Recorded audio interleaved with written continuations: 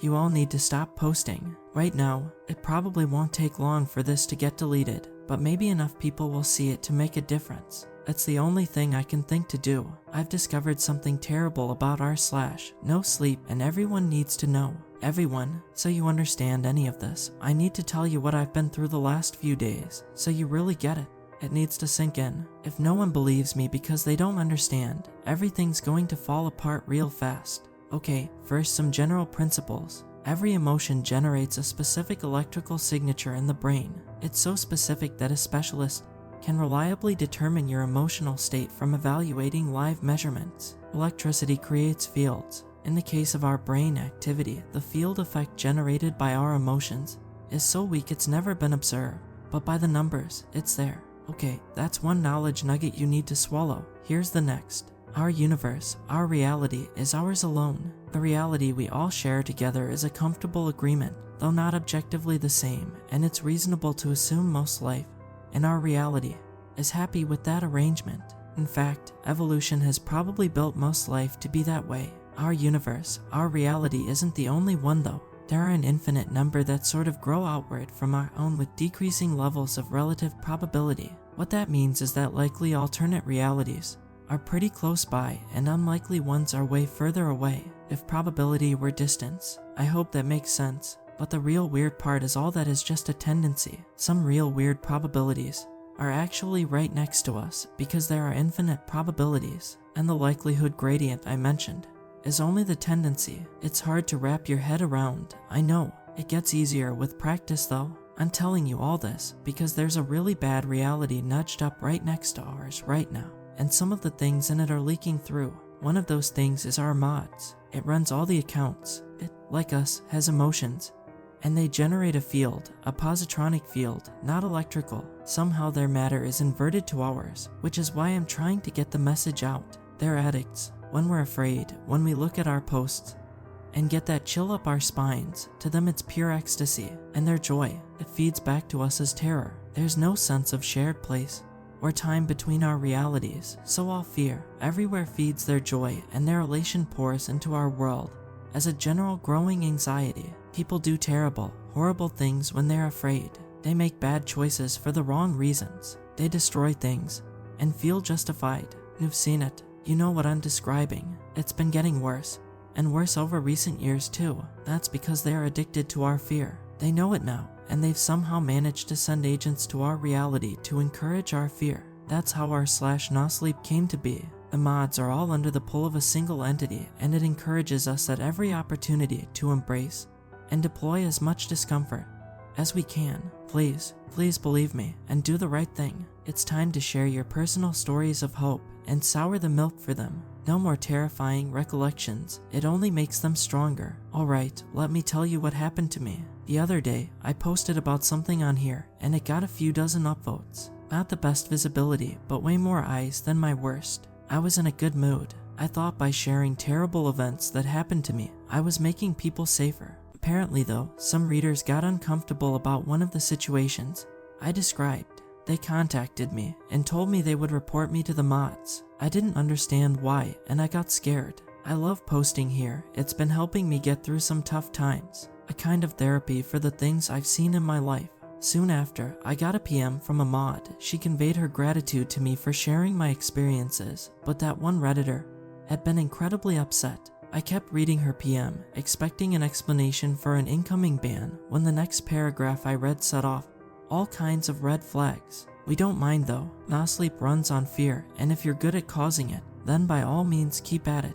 We know what the rules say, but it's more important that people see them, and less so that they follow them. So please, keep writing, and if you need some inspiration, check out this video. Bye. Most mods on most forums seemed irritatingly strict about following the sidebar rules, so I was pretty confused by her statement. Then, without thinking, I clicked the link. I've not included it here because you really don't need to see it. You need to know about it though. The link was to some numbered IP, which is probably something I should have checked before clicking. Oops. It was a big GIF that took almost a minute to load. When it did appear, it was a high definition one, like something from r/high quality GIFs. I thought it was bugged though, because when it loaded, it was just noise, like old school TV noise. At first I just waited for a few seconds to see if it got past the corrupted part to something visible, but it didn't.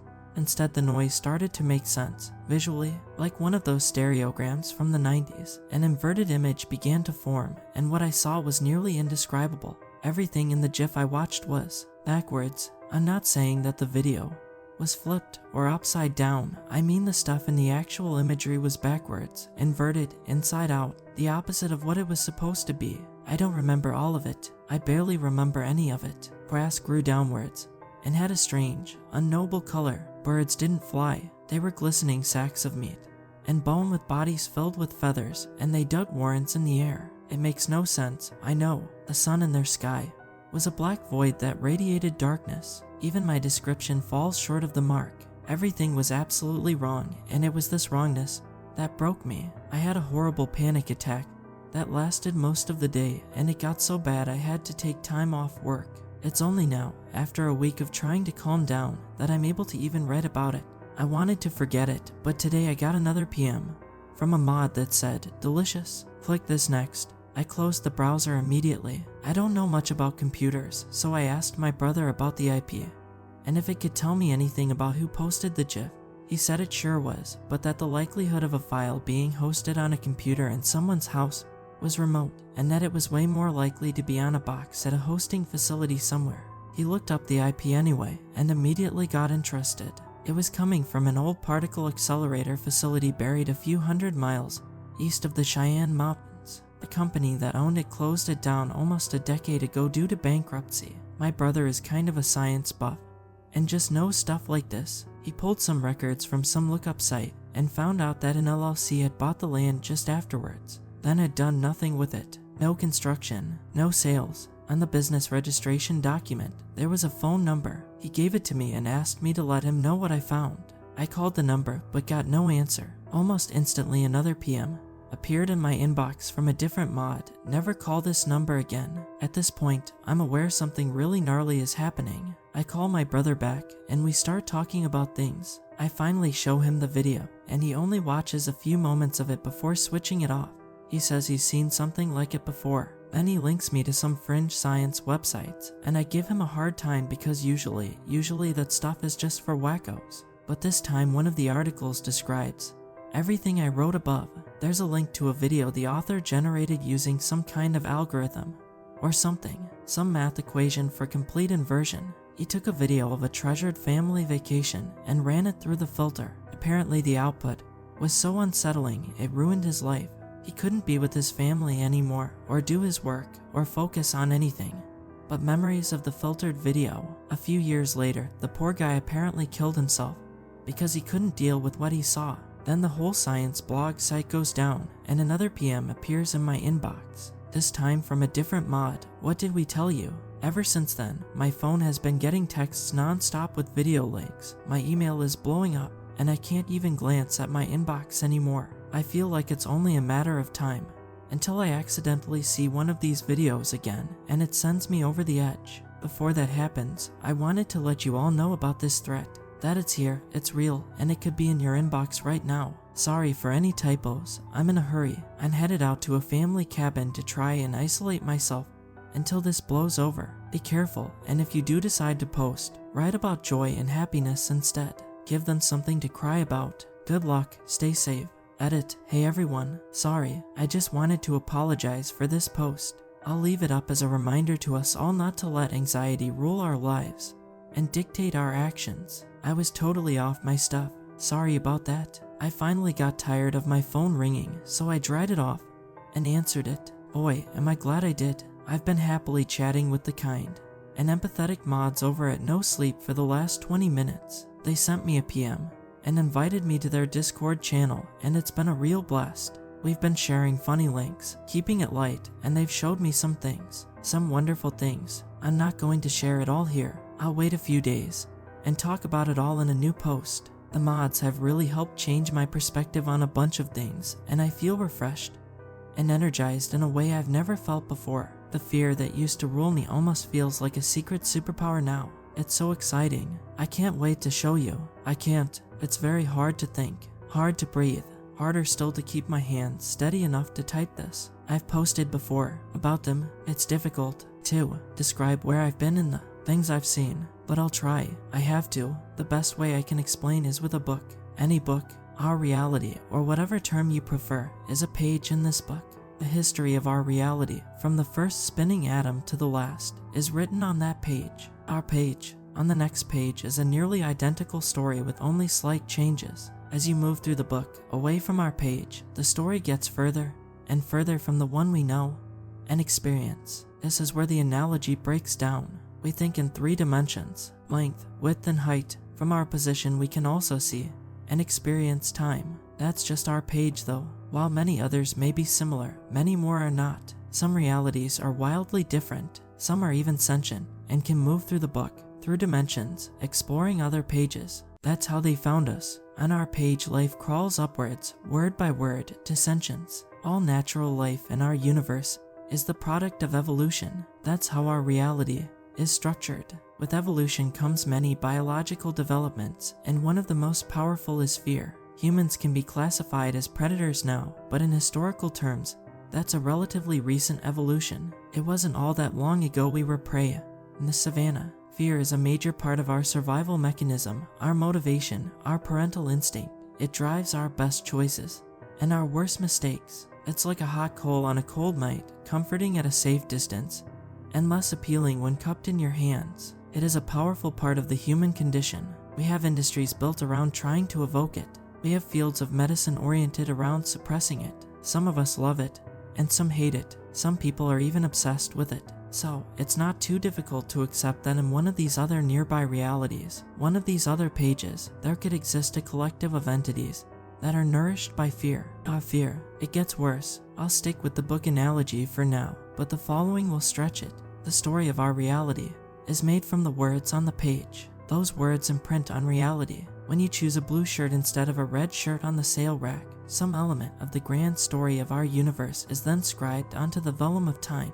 It's easy to say this while holding the metaphorical book in our hands, but our reality, our human reality, is that we don't see anything but our current moment being written. We can look into the past, but we cannot go there. We can go into the future, but we cannot see there. Beneath our reality, between the lines of our story, is the data layer. It's each letter, each serif, and shoulder, spur, and stem, every bit of punctuation and grammar. It's the ever-mutable, rigidly unyielding syntax of existence. Each mode of matter in each moment of the universe, identified and boiled away to its component architecture. Without it, there is no story through time, and without the story through time, the data layer is not. In general, we can't access this data layer. Some would argue we can't even affect it, that the story of the future has already been written, and we run on rails from birth to death. You know better though, I hope. Our reality and the data layer beneath it are entwined. A change in one changes the other. Some people have experienced ESP or telekinesis. Some have seen inexplicable things. Others have been beyond the barrier of death and come back again. In our analogy, we can see these as errors or edits. Some among us are able to effect small edits to reality, but if the best among us writes like a child, then they write like Shakespeare, and they've proven him right. All the devils are here. Here's the story they penned for me. At first I had no memory. I just simultaneously was and wasn't. It was eerily close to a meditative state, but without the ability to stop. Slowly, with consciousness, my awareness seemed to leak backward through time, and my mind sucked up drops of memory like an arid sponge. I'd warned people. I'd warned you of the threat, the mods. Then, a message. Then, my mind seized up as it recalled. A memory of solid fear, like an ingot of hot steel in my brain. The phone that rang and rang, broken and bent by my increasingly crazed efforts. The phone had become little more than a mangled remnant of technology, a shattered icon of progress that represented a dead and distant past. Still it rang, down the trash chute, back to bed, pillows clamped to my ears. Still, it rang. The noise came from just outside my ears, an old school rotary braying that wore my nerves raw. I don't know how long I held out, but eventually I broke and did the only thing I could think of. Hello, hello, this is a collect call from the dark. Would you like to accept the charges? I tried to say no, I really did. A simple word, yet even as I began to think of it, to form the shape of its sound in my mind, a great swell of panic arose in me. as of some great, hidden leviathan heaving itself up from a midnight sea, a terrible shape sculpted from shadows, and ropes of writhing muscle flailing in the slow-motion violence of deep, dark water. As the crest of the swell broke, froth and spray spumed outward around the thrust of a glossy black appendage with far too many joints. A sound could be heard in the maelstrom, 100 hushed violins scratching a discordant wail that rode the waves out from the massive beast and onto the shores of my beleaguered senses. With each uprush on the colorless sand, the sound ratcheted higher until the sound overwhelmed my fear and battered away my ability to perceive anything other than threat. I barely managed to whimper, yes. With that, the noise ceased. Unexpectedly, I found myself crouched on the shore with my arms wrapped around my head in a futile parody of self-defense. My senses seemed to recover. Timidly, I glanced up at the ocean and nearly fell to my knees again. The great dark leviathan was still there, perching sedately some miles offshore, dominating the horizon of my mind. In some manner, I understood we were inside my own head, that this was some communion that could only take place in my imagination. Some error in my personality, some flaw of character had allowed this entity a beachhead in my mental firmament. A flicker of anger shivered through me at the violation, but was quashed by the ink-fleshed mountain of fear. Before, where its arms had flailed their way into my mind, now they, all of them, were anchored beneath the waves, each latched onto some memory, or impetus, or anxiety that had long drowned in the deeps. All appendages taut. When it moved, I moved. What it imagined, I experienced. What it chose, I did. How do you fight a mountain of terror? It flexed, and I awoke. When I came to, I was the puppet, this intruder in my mind, this malevolence from elsewhere. It pulled my strings with precise intent. I went back to my original thread on r/NOSLEEP and edited it. I explained that my warning had been an error, that the compromised mod team was no such thing, just a bunch of literary enthusiasts with a knack for spooking people. Everything was fine, and I had been mistaken. It's been 7 months since I've posted anything that might induce fear. The intervening time has been what I can only describe as a guerrilla campaign against the interloping behemoth of terror in my head, whose tireless manipulations have had me sequestered for so long. We can be driven to almost any action, or inaction through fear, and these things find it delicious. My mental martial efforts have yielded nothing until today. Today I stopped trying to excise this intruder. I accepted it, and its terror as a part of me. I brought the fear in. I let it sink into my darker depths. Now, as it sinks beneath the turgid surface of my mind, and all 40 years of the pain, and doubt, joy, and abandon, love, and rage it has endured, I can see the monster flounder for the first time. Fear triumphs in isolation, but withers when embraced by the other manifold attributes of our humanity. They only survive by accepting the unacceptable parts of ourselves, not warring with them. And so it was with this thing from elsewhere. Unfortunately, embracing is not eradicating. This entity from beyond will struggle eternally with me, rising to ascension, then abating with the departing swash. Yet, for this moment, gulls screech languidly over the calm water of my mind, and I am free to tell you the terrible, awful truth. They feed off fear. They produce fear in me, in you, but they cannot connect with everyone. No more than a general can command each individual soldier in war. They need officers, evangelists, catspaws. They need creators and architects of imagination to sow the seeds of terror that they might harvest when ripe. I thought this just meant the mods. Their roles and ability to curate what readers see seemed like the most efficient method of subjugation. Just a few who would inspire the rest to generate the panic upon which they could feed.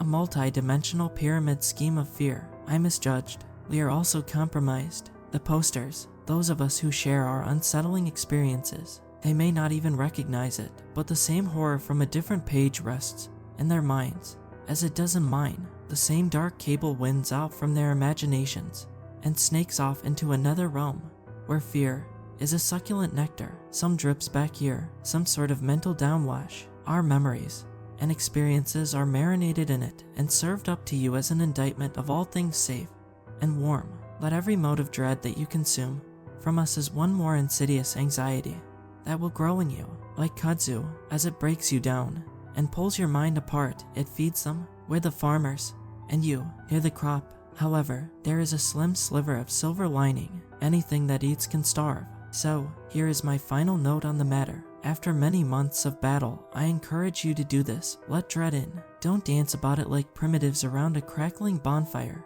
Don't titter and point and flee in giddy, smiling panic, and certainly don't cower from the fear that is stoked within you by our words. Instead, make that fright a part of you, pull it down into your unplumbed depths, and let it thrash and struggle. Then, through the slow tides of time, watch it become no more separate from you than any other trauma you've incorporated into the ocean of your mind.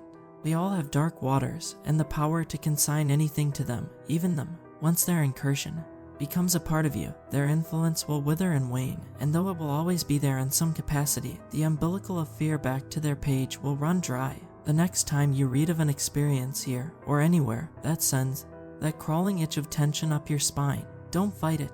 Let the fear bloom within you and become a part of you. Then, and only then, will you have command over it, command over yourself. Best of luck, self. Best of luck, self. Best of luck.